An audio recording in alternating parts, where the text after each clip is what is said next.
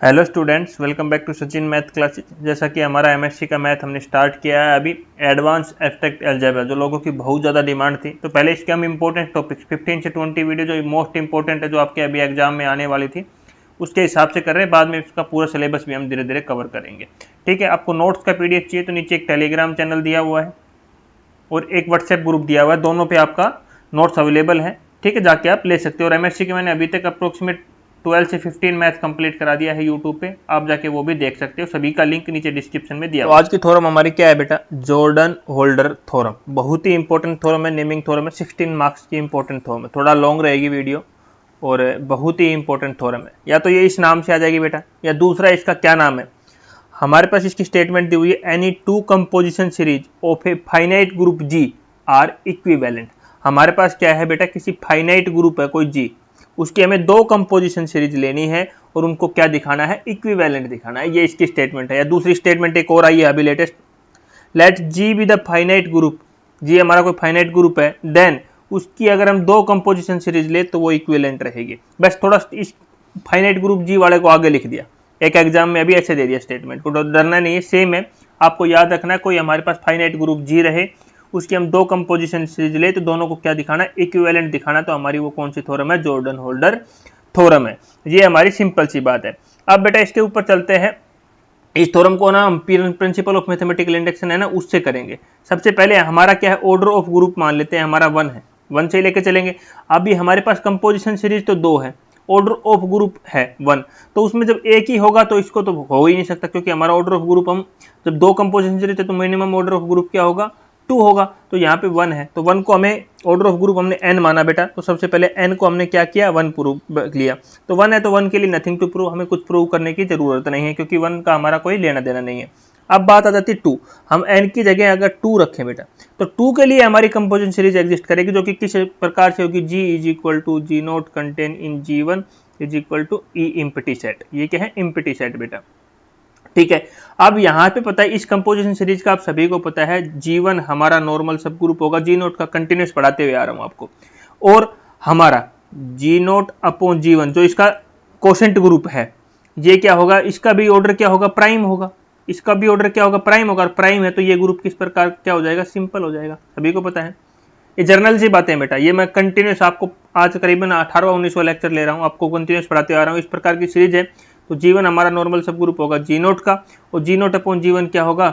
हमारा प्राइम होगा, क्योंकि प्राइम ऑर्डर 2 होगा, और 2 क्या है? हमारा प्राइम है, और प्राइम ऑर्डर का ग्रुप हो गया, वो किस प्रकार का ग्रुप होता है? सिंपल होता है। तो यही मैंने यहाँ पे लिखा हुआ, G not G1 is normal subgroup of G not upon G1 is prime order group is simple. तब ये दोनों कंडीशन सेटिस्फाई हो गई, तो हम बोल सकते हैं जो हमने ये सीरीज 1 ली है, ये क्या है? एक हमारी, ये रिजल्ट हमारा ट्रू है, ये एक हमारी कंपोजिशन सीरीज बन रही है।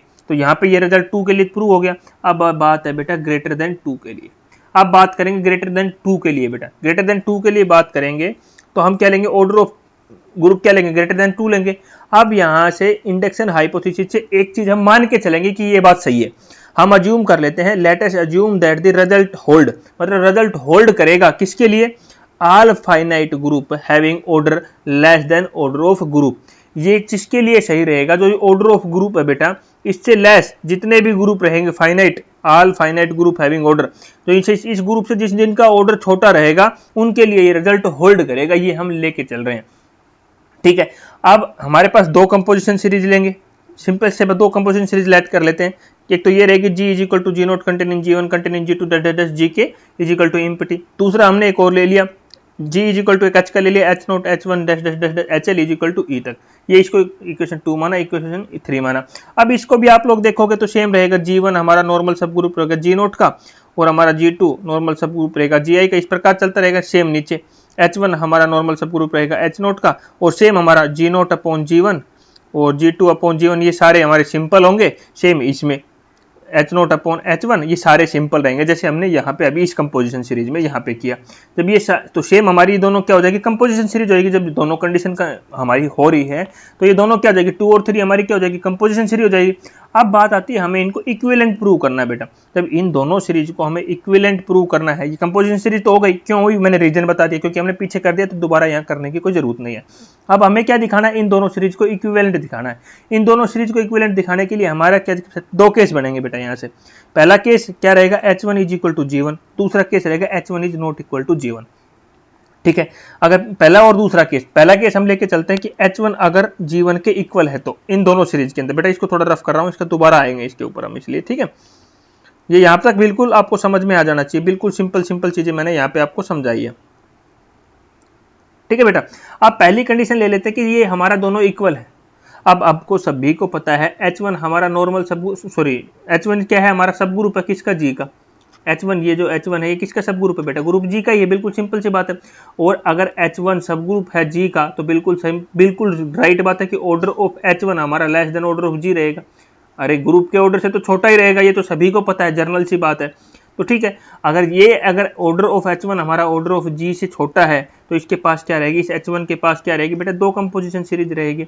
अब दो कंपोजिशन सीरीज कैसी रहेगी, थोड़ी देर के लिए इसको भूल जाओ आप, यहाँ पे ये नहीं लिख रखा, थोड़ी देर के लिए ये भूल जाओ। अब ये जो इक्वेशन नंबर 2 है बेटा, इसमें मैंने H1 की जगह, G1 की जगह क्या लिखना है, H1 लिखना है। तो जहां G1 है यहाँ क्या लिखना है बेटा, हमें H1 लिखना है, याद रखना यहाँ क्या लिखना है, H1। इसके आगे की सीरीज फिर G2 G3 dash dash dash dash dash K तक चला गया। ठीक है, ये इजिकल टू E। ठीक है, फिर दूसरी सीरीज को एज इट इज लिख दो, दूसरी सीरीज हमने एज इट इज लिख दिया। अब ये H1 किसके इक्वल था बेटा, याद रखना यहाँ पे H1 किसके इक्वल था, H1 किसके इक्वल था, हमारा G1 के था यहाँ पे। तो ये हमने ये लिख दिया, ये G1 के आगे फिर क्या था, G0, वो लिखने की जरूरत नहीं है यहाँ पे। इतना चीज समझ में आया, तो ये फोर्थ और फिफ्थ इक्वेशन कहाँ से आई, समझ में आ गई। ठीक है, अब यहाँ से आपको सभी को पता है कि ऑर्डर ऑफ H1 हमारा ऑर्डर ऑफ G है। तो भाई इंडक्शन हाइपोथेसिस आपको ने तो ये मजू में किया था, ये चीज अभी तो बोला, all finite group having order less than order of group, तो वो कंपोजिशन सीरीज होगी। तो ये दोनों कंपोजिशन सीरीज क्या है, हम 4 और 5 क्या हो गई, इक्विवेलेंट क्यों हो गई, क्योंकि अगर आप देखोगे यहां से, देखो ये सीरीज देखो यहाँ से, ये जो बॉक्स बना रहा हूं ये देखना बेटा एक बार, ये वाला बॉक्स और ये वाला बॉक्स नीचे वाली सीरीज, ये भी तो H1 से स्टार्ट हो रही है, तो मतलब ये भी H1 की ही कंपोजिशन सीरीज है। और ये नीचे वाली भी H1 से कंपोजिशन शुरू हो रही है, तो ये भी एक कंपोजिशन सीरीज H1 की, और दोनों ही किसकी है, H1 की है बेटा। ये G1 को मत याद रखना आप, ये दोनों किससे स्टार्ट हो रही है, H1 से स्टार्ट हो रही है। अब दोनों H1 से स्टार्ट हो रही है तो बिल्कुल सिंपल सी बात है, उनका वो जो कंपोजिशन सीरीज है वो क्या होगी, इक्विवेलेंट होगी। दोनों H1 से शुरू हो रहे तो इक्विवेलेंट ही होगी, तो हम लिख सकते हैं K is equal to L। अब MSc का मैथ पढ़ रहे हो आप, direct K is equal to L मत लिखना, इधर लिखना K minus 1 is equal to L minus 1, K is equal to L। तो हमारा पहला काम कंप्लीट हो गया, केस 1 के हिसाब से हमारा ये काम कंप्लीट हुआ। अब ये तो आपने कंपोजिशन सीरीज 4 और 5 के लिए दिखा दिया। अब आपको इनके फैक्टर ग्रुप भी तो बताने हैं ना बेटा, फैक्टर ग्रुप जो है इस सीरीज के, factor group of equation 4 and 5 वो भी हमारे आइसोमोर्फिक हो गए, बिल्कुल सही बात है, जो कि हम पीछे भी दिखाते हुए आ रहे हैं। अब बात कर लेते हैं बेटा इक्वेशन नंबर 2 और 3 के ऊपर। इक्वेशन नंबर 2 और 3 में बेटा डिफरेंस क्या है, अभी हमारा आगे तो जाके सीरीज सारी सेम ही है। यहाँ पे देखो बेटा, जो इक्वेशन 2 है और 3 है, the only factor groups which are additional them equation 4 और 5, बाकी तो हमारा सेम ही है। यहाँ पे इसको मैं बेटा थोड़ा रफ करते हैं, देखो यहाँ पे दोनों सीरीज के ऊपर दोबारा से आते हैं। देखो अब ये बोल रहा है कि जो इक्वेशन 4 और 5 है ये वाली इक्वेशन, और इक्वेशन 2 और 3 जो हमारी है, इनको देखो, इनको देखोगे तो आपको पता चलेगा दो कुछ ही फैक्टर ग्रुप में डिफरेंस है। सबसे पहला तो एक H आपको दिख रहा होगा, इसमें नजर आ रहा होगा, ठीक है, यहाँ G0 यहाँ G1, ये यहाँ पे सेम, ये चीजें थोड़ा अलग डिफरेंस नजर आ रही है, जो उसको हम इस प्रकार से लिख सकते हैं, G0 अपॉन G1 जो हमारा इक्विवेलेंट होगा H0 अपॉन H1 के, क्योंकि हमें पता है G0 हमारा H0 के इक्वल है, G1 हमारा H1 के इक्वल है यार, हमने ऑलरेडी अभी तो यहाँ बताया। तो ये थोड़ा इसका डिफरेंस है दोनों सीरीज के अंदर, क्योंकि यहाँ हमने H1 ले लिया था जहाँ पे G1 की जगह, तो पहला डिफरेंस तो यही हो गया। और दूसरा हमारा H0 वाला था कि H0 और H1 नहीं था, यहाँ पे H0 और H1 हमारा यहाँ पे ये नहीं था, तो ये हमारा पहला डिफरेंस हो गया। ठीक है, तो ये भी हमारा हो गया। तो हमारा जब 4 और 5 को तो हमने कंपोजिशन सीरीज और इक्विवेलेंट प्रूव करके दिखा दिया था। अब हम लिख सकते हैं कि इक्वेशन 2 और 3 ये होने के बाद हम लिख सकते हैं कि इक्वेशन 2 और 3 है वो भी कंपोजिशन सीरीज क्या है, वो भी क्या हो जाएगी, इक्विवेलेंट हो जाएगी। तो केस नंबर फर्स्ट तो हमने सीख लिया। अब केस नंबर 2 क्या बोल रहा है हमारा, जब हमारा H not equal to G है बेटा, H not equal to G है बेटा, ये वाला केस नंबर 2 के ऊपर बात कर लेते हैं अभी। तो अभी केस नंबर 2 क्या दिया हुआ है कि जब हमारा h g के इक्वल ना हो। तो बेटा अभी हमने केस 1 में क्या पढ़ा, जब h1 हमारा किसके इक्वल हो, g1 के। तभी h2 में क्या पढ़ेंगे, केस नंबर 2 में क्या पढ़ेंगे, जब ये दोनों इक्वल ना हो। ठीक है, दोनों इक्वल नहीं है, लेकिन हमारी इक्वेशन 2 और 3 जो कि अभी आपने पढ़ा वो तो हमने पता है, वो हमारी क्या है, कंपोजिशन सीरीज है। किसकी, जी की, सभी को पता है कंपोजिशन सीरीज है। और ये चीज भी आपको पता है कि G1 हमारा नॉर्मल सब ग्रुप है जी का, और H1 हमारा नॉर्मल सब ग्रुप है जी का। ये दोनों इक्वल ना हो भले ही, कोई दिक्कत नहीं है, बट ये चीजें तो हम नहीं भूल सकते कि इक्वेशन 2 और 3 कंपोजिशन सीरीज है। G1 हमारा नॉर्मल सब ग्रुप है जी का, H1 हमारा नॉर्मल सब ग्रुप है जी का। यहां तक किसी को कुछ समझ में नहीं आया तो मेरे को बता सकते हैं। उसके बाद बेटा यहां तक जब चीजें खत्म हो जाती है तो हम क्या करेंगे, एक लेट कर लेंगे। क्या करेंगे, के लेट करेंगे, जो किसके इक्वल है, G1 इंटरसेक्शन H1। अब बोलोगे सर ये बेटा ये हमने लेट किया है, किस लिए किया है ये भी मैं आगे आपको बताऊंगा, समझ में भी आएगा धीरे धीरे। अब बोलोगे सर के आपने इक्वल लिया G1 इंटरसेक्शन H1, तो बेटा ये भी क्या होगा, नॉर्मल सब ग्रुप होगा, किसका, नॉर्मल सब ग्रुप होगा जी का। अब बोलोगे सर ये कैसे हो गया, अरे मैंने आपको थ्योरम पढ़ाई थी, जब दो सब ग्रुप का इंटरसेक्शन, दो ये नॉर्मल सब ग्रुप है, पता है G1 भी हमारा सब ग्रुप है जी का, और H1 भी हमारा नॉर्मल सब ग्रुप है जी का, तो इनका इंटरसेक्शन भी क्या कहलाता है, अगेन उसी का सब ग्रुप हो जाता है। तो ये देखो के हमने लिया यहाँ पे G1 इंटरसेक्शन, ये लिख दिया हमने नॉर्मल सब ग्रुप ऑफ जी। कहां से आया, बीएससी में थ्योरम था, इंटरसेक्शन ऑफ टू नॉर्मल सब ग्रुप इज अगेन नॉर्मल सब ग्रुप। ठीक है, तो वो हो गया, ये भी हमारा किसका हो गया बेटा, सब ग्रुप हो गया, किसका, जी का। अब यहाँ पे कि देखो जो के है बेटा, अभी सब ग्रुप हो गया, तो आप सभी को पता है के हमारा किस में कंटेन करेगा बेटा, G1 में, और G1 हमारा किस में कंटेन कर रहा है, G1 में, जी में। दूसरी बात देखो फिर के का, देखो के हमारा कंटेन करेगा H1 में भी, और H1 हमारा कंटेन किस में करेगा बेटा, जी में। ये तो सिंपल सी बात है बेटा, अरे सब ग्रुप है ना, ये तो कंटेन तो दोनों जी में ही करेंगे क्योंकि सब ग्रुप है जी के। तो के किस में गया, G1 में, G1 किस में गया, जी में। उसी प्रकार के किस में गया, H1 में, H किस में गया, जी में। अब यहां तक को तो आपको सबको पता, ये समझ में आ गया दोनों चीजें। और ये दोनों चीजें मैं आपको थोड़ी देर पहले ही बताया है कि G1 हमारा नॉर्मल सब ग्रुप है जी का, H1 हमारा नॉर्मल सब ग्रुप है जी का। यहां तक तो हमारा बेटा क्या हो जाएगा, जो G1 H1 है, G1 H1 है, ये क्या हो जाएगा, सब ग्रुप हो जाएगा, किसका, जी का। ये बात आपको ध्यान रखना है। तो क्या हो जाएगा, G1 H1 हमारा क्या हो जाएगा, सब ग्रुप ऑफ जी हो जाएगा, क्योंकि आपको पता हो गया मल्टीप्लाई करेंगे तो वो भी तो बेटा उसी में जी में ही तो एग्जिस्ट करेगा, तो इसलिए वो भी क्या हो गया, उसका सब ग्रुप हो गया। अब हम यहाँ पे क्लेम करेंगे, वी क्लेम दैट कि G1 H1 है बेटा हमारा, वो क्या है, नॉर्मल सब ग्रुप है, किसका, जी का। हम ये प्रूव करेंगे कि अब G1 H1 है वो नॉर्मल सब ग्रुप है, किसका, जी का। तो बेटा जो हमारा, हम कैसे सब ग्रुप प्रूव करते हैं, मैं सिखाते आ रहा हूँ। इसमें से एलिमेंट उठा लो, लेट हमने से इसमें से उठाया x बिलोंग करता है G1 H1 में से, और हमने एक y उठा लिया जो बिलोंग करता है जी में, क्योंकि सब ग्रुप किसका है बेटा, जी का है। इसमें से x एलिमेंट उठाया, इसमें से हमने y एलिमेंट उठाया। यहां तक किसको समझ में नहीं आया। अब x उठाया है बेटा, ये G1 H1 है बेटा, अब ये मल्टीप्लाई में है, तो यहां से भी हम x को क्या लिख सकते हैं, x किसके इक्वल होगा, x हम मान लेते हैं किसके इक्वल, G1 में से कोई एलिमेंट उठा लेते हैं हम G1, और H1 में से कोई एलिमेंट उठा लेते हैं स्मॉल h। तो मैंने यहाँ पे G1 कहां से लिया, कैपिटल G1 में से, H1 कहां से लिया हमने, कैपिटल H1 में से लिया। यहां तक किसी को समझ में नहीं आया तो मेरे को बता सकता है। ठीक है बेटा, अब इस x को मैं अगर दोनों साइड y इनवर्स y से मल्टीप्लाई कर दूं, मल्टीप्लाई डिवाइड कर दूं इस साइड में, तो कोई दिक्कत होगा, कुछ दिक्कत नहीं होगा। सेम मैंने यहाँ पे भी किया। ठीक है, उसके बाद बेटा जब ये आ गया, इसी साइड मैंने दोबारा y इनवर्स y से मल्टीप्लाई कर दिया। ये अभी मैं कम्यूटेटिव प्रॉपर्टी लगाऊंगा अभी थोड़ी देर में, इसीलिए कर रहा हूं बेटा इसको। ठीक है, क्या किया, x है, दोनों साइड y मल्टीप्लाई, अरे कैंसिल हो जाएगा, y अपॉन y तो लिखा है मैंने यहाँ पे, सेम यहाँ मैंने इस साइड दूसरी साइड भी कर दिया। फिर मैंने दोबारा क्या किया, यहाँ पे y इनवर्स y का मल्टीप्लाई कर दिया। अब इसको रीअरेंज करके लिख दिया, इस चीज को मैंने रीअरेंज करके क्या लिखा, एक बार ये लिख दिया, एक बार ये लिख दिया। अब यहाँ पे आप देख रहे हो कि जो G1 ये क्या है, y इनवर्स G1y। अरे G1 आपने कहाँ से उठाया था बेटा, जी से, कैपिटल जी से, और यहाँ आपने H1 किस से उठाया था, कैपिटल H1 से। तो हम लिख सकते हैं ये पूरा किस में बिलोंग, ये किस में बिलोंग करेगा बेटा हमारा, G1 में, कैपिटल में, और ये किस में बिलोंग करेगा हमारा, H1 में। तो हम लिख सकते हैं, ये क्या था हमारा बेटा, जी था, तो हम बोल सकते हैं कि G1 H1 होगा वो नॉर्मल सब ग्रुप होगा, किसका, जी का। यही तो हमें प्रूव करना था यहाँ पे, और यही हमने यहाँ पे प्रूव कर दिया। अब हमें पता था, यहाँ पे इतनी चीज समझ में आए। देखो दोबारा थोड़ा सा रिपीट करना चाहूंगा, आप डाउट में आओगे। यहाँ तक किया, फिर इसको मैंने y इनवर्स दो बार इसको रीअरेंज करके मैंने यहाँ पे ये लिख दिया। अब G1 किस में बिलोंग करता था, इसमें बिलोंग करता था। H1 किस में बिलोंग करता था, कैपिटल H12 में। तो ये किस में बिलोंग कर गए दोनों, ये तो हमारा पहले वाला G में बिलोंग कर गया G1 में, दूसरे वाला H1 में बिलोंग कर गया।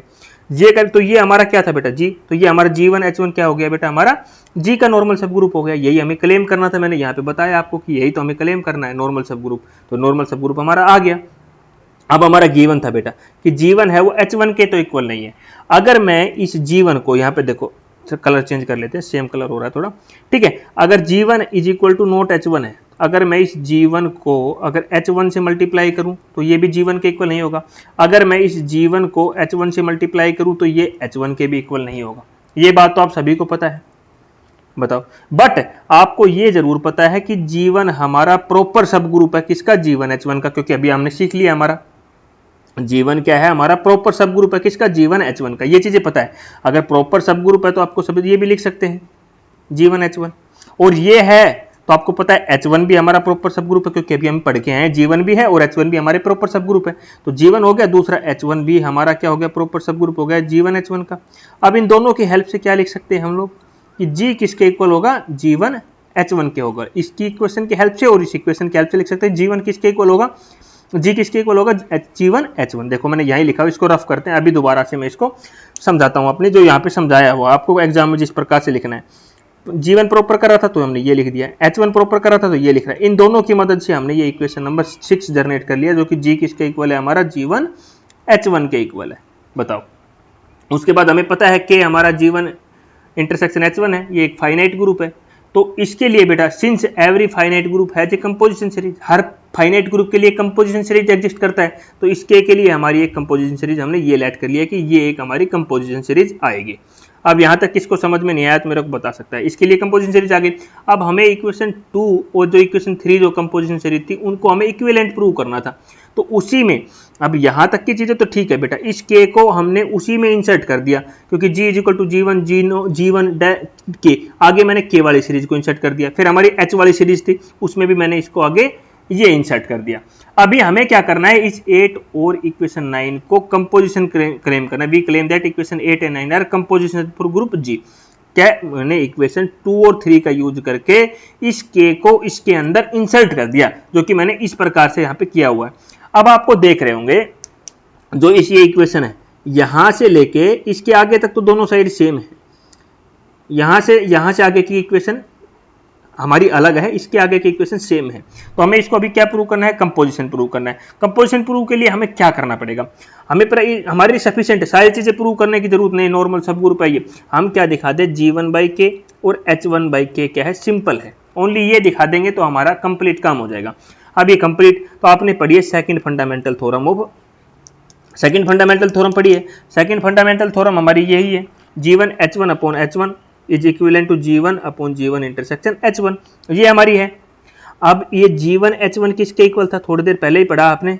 G1 H1 किसके इक्वल आया था, हमारा G के इक्वल। अरे तुम लोगों नहीं मानोगे, G1 H1 किसके इक्वल आया, इक्वेशन नंबर 6 से G के इक्वल। G लिख दिया यहाँ पे अपॉन H1। अब G1 इंटरसेक्शन H1 किसके इक्वल माना था, K के इक्वल। अब ये भी नहीं मानोगे तुम लोग, यहाँ पे ये रहा देखो, ठीक है। अब यहाँ गया G1 upon H1 is isomorphic to G1 upon K, तो ये आ गया। तो हमारा G1 अपॉन H1 क्या हो गया, सिंपल हो गया फ्रॉम इक्वेशन 3 से। अब ये अगर सिंपल है तो G/K भी क्या हो गया, हमारा सिंपल हो गया। सिमिलरली अभी हमने किसके लिए, G1 H1 के लिए मिला। अभी किसके लिए, नीचे किसे लिया था, H1। अभी इस H1 की जगह क्या ले लेंगे, G1, और जहां G1 था वहां क्या ले लेंगे, H1। देखो ये लिया, चेंज कर दिया यहाँ पे, सिमिलरली करके देखो। अभी हमारा G1 H1 किसके इक्वल था बेटा, G के था। ये किसके था, K के था। जब बेटा ये G1 अपॉन G1 क्या था, सिंपल था, तो H1 अपॉन K भी क्या होगा, हमारा सिंपल होगा। तो हमारी इक्वेशन 8 और 9 को क्या दिखा दिया हमने, सिंपल दिखा दिया। अब यहां तक मेरे को बता सकता है, तो हमारी हो गई इक्वेशन 8 और 9 क्या हो गई, कंपोजिशन सीरीज ऑफ G हो गई। Also the factor group of equation 8 is isomorphic to the second factor of the group 9 and the factor group of equation 3 is isomorphic to factor group of 9. And equation 8 and 9 are equivalent from equation 10 and 11. equation 8 और 9 क्या है, वो equivalent हो गई 10 और 11 की। जो हमारी 11 ये मानी थी, वो 10 हमने ये मानी थी। अब यहाँ पे ये कहानी खत्म हो गई, थोड़ा थ्योरेटिकल पार्ट आप लिख देना। अभी हमें equivalent में बेटा थोड़ी सी आपको जब equation 2 और 8 लोगे तो उसमें क्या है, 2 पे चलते हैं, पहले 8 पे चलते हैं बेटा। देखो ये हमारी 8 इक्वेशन है बेटा, यहाँ पे कलर थोड़ा चेंज कर लेते हैं। ये इक्वेशन नंबर 8 है बेटा। यहाँ पे देखो दो, यहाँ पे एक तो ये हो गया के वाली, ठीक है बेटा, ये कहाँ तक जा रही है, एम तक जा रही है, बट इसमें 2 नंबर और भी है, ठीक है बेटा। यहाँ पे आ जाओ, आगे की सीरीज तो ठीक है, तो ये हमारा m+2 हो गया। फिर हमने 3 और 9 को इक्विवेलेंट करने के लिए तो l किसके इक्वल आ जाएगा, m+2 के इक्वल। जब दोनों को करोगे तो बेटा हमारा k किसके इक्वल आ जाएगा, l के इक्वल आ जाएगा। और यही तो हमें प्रूव करना था, इक्विवेलेंट तो प्रूव करना था, क्योंकि केस 1 में भी किया और हमने केस 2 में भी कर दिया। तो ही इंपॉर्टेंट है हमारी ये थ्योरम, याद रखना ये चीज आपको। जॉर्डन होल्डर थ्योरम हमारी बहुत बहुत बहुत इंपॉर्टेंट है 16 मार्क्स के लिए। थोड़ी लेंथी है बेटा, लेकिन ईजी है, हार्ड नहीं है, बिल्कुल ईजी है बेटा, ठीक है। और आपको नोट्स चाहिए तो बेटा मैं फिर दोबारा से बता देता हूं, सब नीचे डिस्क्रिप्शन में मिला हुआ है। आगे मैं आपको अभी ब्रीफ कर रहा हूं, वो देखो आप पहले। एक बहुत ही इंपॉर्टेंट चीज मैं आप लोगों के लिए लेके आया हूं, ये सभी को पता है, हमारे पास एमएससी के कितने मैथ मैंने अभी तक पढ़ा दिया, सबको पता है। मैकेनिक्स मैथ पढ़ाया, कैलकुलस ऑफ वेरिएशन पढ़ाया, पार्शियली डिफरेंशियल इक्वेशन पढ़ाया, उसके बाद फ्लूइड मैकेनिक्स एंड सेम्शियोलॉजी मैथ जो कि आपको यहाँ पे दिख रहा है, फिर मैकेनिक्स ऑफ सॉलिड मैंने पढ़ाया, ऑर्डिनरी डिफरेंशियल पढ़ाया, कॉम्प्लेक्स एनालिसिस पढ़ाया, discrete mathematics and integral equation and boundary value problem, और अभी हमारा क्या चल रहा है, एडवांस एब्स्ट्रैक्ट अलजेब्रा हमारा यहाँ पे रनिंग है। तो बेटा ये सारे मैथ मेरे YouTube channel Sachin math classes, जो कि आपको यहाँ पे लोगो भी मैंने दिखा रखा है, यहाँ पे जाके आप चैनल को सब्सक्राइब कर लीजिए, आपको सारी चीज़ें मिलेगी। और हाँ, यहाँ पे आपको वीडियो चाहिए सारी, तो ये सारी चैनल के ऊपर दिखा ना, इसकी मैंने मैकेनिक्स की 15 video, calculus of 19, partial difference की 15 वीडियो, मैकेनिक्स ऑफ सॉलिड की 45 वीडियो, मैकेनिक्स की 33 वीडियो, डिस्क्रीट की 54, इंटीग्रल इक्वेशन की 34, कॉम्प्लेक्स की 23, ऑर्डिनरी 22। इस प्रकार से जितनी वीडियो इसमें जो जो आपके सिलेबस मेरे पास सेंड करते जाता है, वो वीडियो मैं इस पर बना के डालता रहता हूँ, इन्हीं प्ले लिस्ट में ऐड करता रहता हूँ। और ये सारी प्ले लिस्ट आपको वीडियो के नीचे डिस्क्रिप्शन में भी मिलेगी, ये सारी है ना, सारियों की जो वीडियो है ना, ये नीचे मिल जाएगी। और आपको एक व्हाट्सएप, ये तो आप नोट्स लेना है तो इस पर भी कॉन्टैक्ट कर सकते हो, ओनली व्हाट्सएप है, इस पर कॉलिंग फैसिलिटी अवेलेबल नहीं है, ओनली व्हाट्सएप है ये नोट्स के लिए बेटा। तो आप जाके यहाँ भी कॉन्टैक्ट कर सकते हो, और ये सारी प्लेलिस्ट आपको नीचे डिस्क्रिप्शन में मिल जाएगी, जाके ले सकते हो। चैनल को सब्सक्राइब जरूर कर लेना बेटा, क्योंकि आपको सारे वीडियो ऑडियो सब कुछ यहाँ से आपको मिलता रहेगा बेटा, ठीक है। Thank you.